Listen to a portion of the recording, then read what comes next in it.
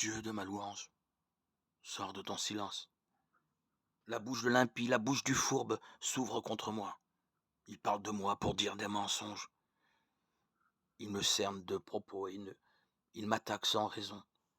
Pour prix de mon amitié, il m'accuse, moi qui ne suis que prière. Ils me rendent le mal pour le bien. Ils paient mon amitié de leur haine.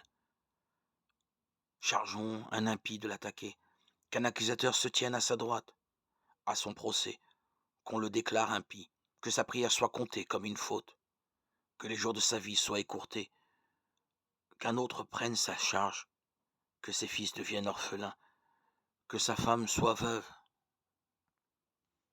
qu'ils soient errants, vagabonds, ses fils, qu'ils mendient, expulsés de leur ruine, qu'un usurier saisisse tout son bien, que d'autres s'emparent du fruit de son travail, que nul ne lui reste fidèle, que nul n'ait pitié de ses orphelins, que soit retranchée sa descendance, que son nom s'efface avec ses enfants, qu'on rappelle au Seigneur les fautes de ses pères, que les péchés de sa mère ne soient pas effacés, que le Seigneur garde cela devant ses yeux et retranche de la terre leur mémoire.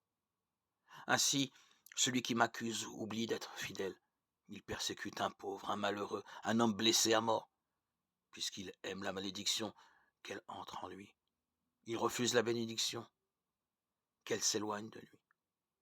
Il a revêtu comme un manteau la malédiction, qu'elle entre en lui comme de l'eau, comme de l'huile dans ses os, qu'elle soit l'étoffe qui l'habille, la ceinture qui ne le quitte plus.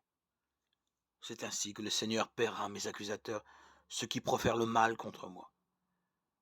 Mais toi, Seigneur Dieu, agis pour moi, à cause de ton nom. Ton amour est fidèle. Délivre-moi. Psaume 108, 1, 21.